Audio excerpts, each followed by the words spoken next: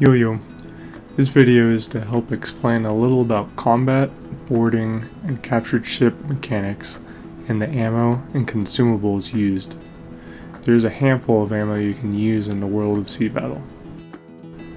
So to help out, I'm going to show and explain what each one does. Round shot is the basic cannonball, which is focused on damaging the hull and main part of the ship.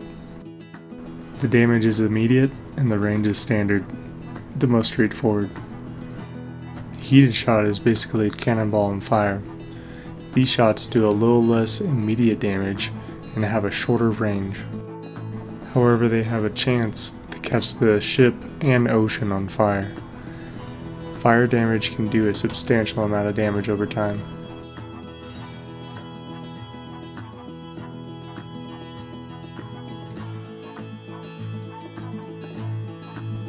Bar shot is mainly used for destroying sails and is better than the standard round for lowering crew count as well.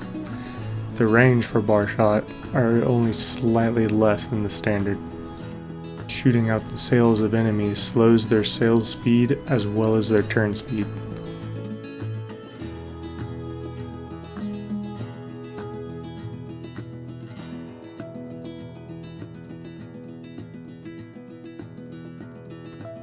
Grape shot's main purpose is to reduce the crew count of the other ship.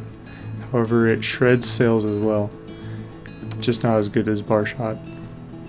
This is huge when you want to board another ship, but their crew count is too large.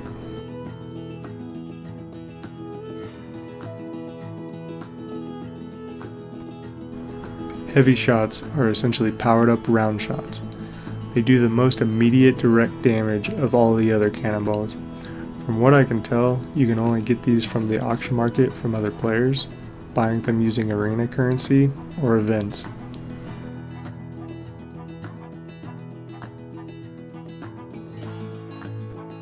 Saxon shots do a little less immediate damage than heated, however they go through ships. I find this a really cool mechanic to have during big ship battles or even arena battles.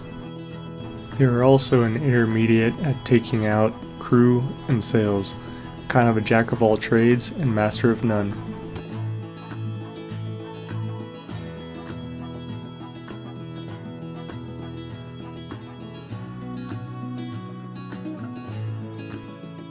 I almost see the burning arrow shots being equivalent to homing heated shots, but for the swivel guns. Watch the ocean burn with the heated shot and burning arrow combo.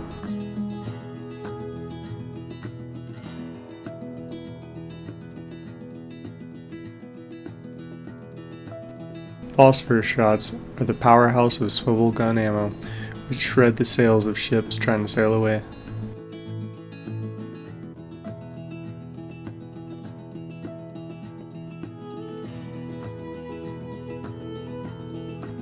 There are 3 small barrels you can use, which are easy to acquire. A small gunpowder barrel blows up, dealing direct damage like a round shot. A small flaming barrel sets the ocean on fire, similar to what a heated shot can do. A small phosphorus barrel is similar to the gunpowder barrels, but also slows down the ships impacted. Then we have 2 types of mines. A large phosphorus mine and a large shrapnel mine. Mines are invisible to everyone but your allies, which can be used strategically. Phosphorus mines deals direct damage and can breach the hull of an enemy, which from what I understand, that makes them incredibly vulnerable, while shrapnel mines are similar to phosphorus barrels that you can't see, which slow down the ships impacted.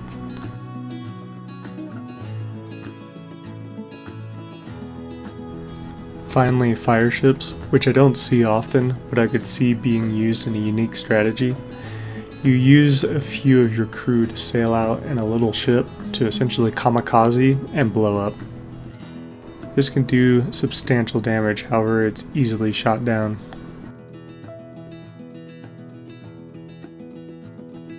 Before getting into combat, there are a few cheap consumables that can make a difference. Wooden patches which give you temporary durability, but you shouldn't use at full health since it won't add any extra durability after 100%. Small additional sails give you an extra 1 knot of speed for charging down or fleeing. Black double powder can help you penetrate armored ships. Lastly, blue and red signal flares can help with speed and damage. There are plenty of better consumables, but starting out you don't have a lot, but you want all the edge you can get. When it comes to combat, I just want to talk a little about the basics and maybe some tips. I'm not perfect, so take all this with a grain of salt. I feel like I've noticed that you do more damage to the sides of ships rather than the front and back. You shouldn't waste a whole volley of cannons if you have a small target, such as the front or back, but wait until they turn. There is a skill you can get called Targeted Fire, which lets you do more penetration to the front and back. However, that's when you use a single cannon fire using the right click rather than the left click for a full volley. So, if they're coming straight at you and all you have is a small target of the front of their ship, having that perk, shooting one cannon at a time, and using heated shot, will lay a line of fire in front of them. While you're doing max damage coming at you, the moment they turn, I'd send the whole volley and get into a new position.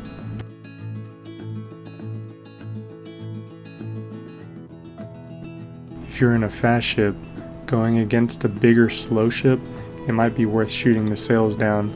This way you can stay in front or behind to slowly pick away at a big target, since they won't be able to turn quickly. Speaking of shooting out sails, it's always good to keep some bar shots on you for if you want to make an escape or chase someone down. Sails are a huge part of this game, so don't forget to protect your own as well.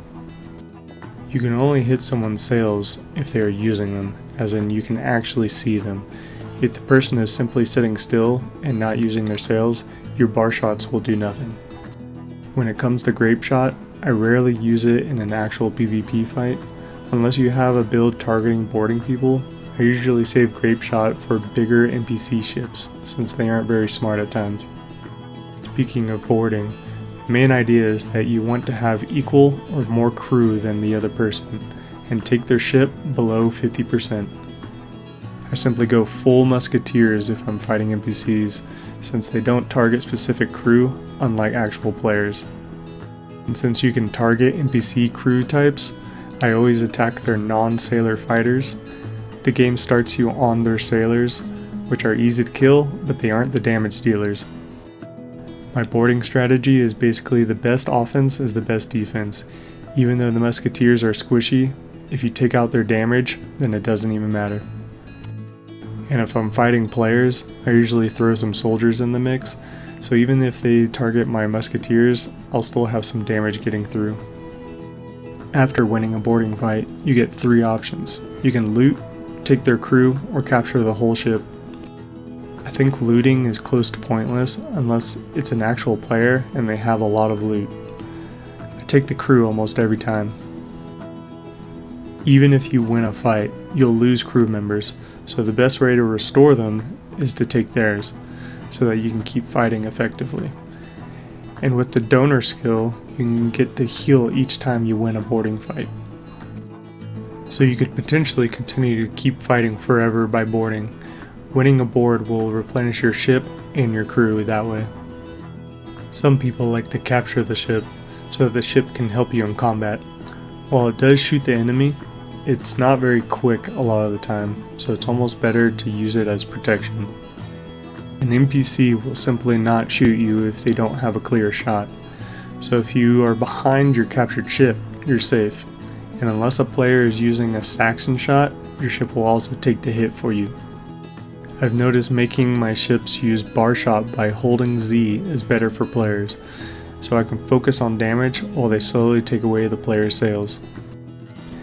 I should mention that your captured ships are NPCs. Unless they have a clear shot, they won't take it. So don't get in the way of your captured ships so you can potentially be attacking on both sides. These mechanics might change. Some of these tips are just my opinions, but hopefully this helps out some beginners who are simply wanting a little help. Lastly, I think it's important to mention the handiness of warehouse slots. You'll want to load your ship with the ammo and resources you want on your ship pretty regularly. These items are the ones you should always have deposited at your warehouse for quick access, and hopefully don't have a short supply, such as plenty of cannonballs, wood, and fabric is a good choice.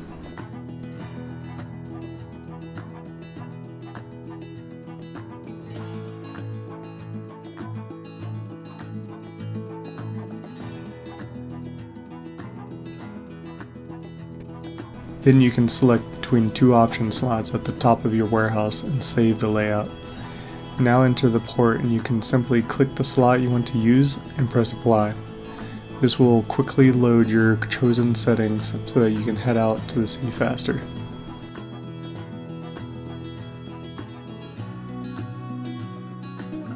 This game can feel chaotic at times, but that's the nature of the open ocean.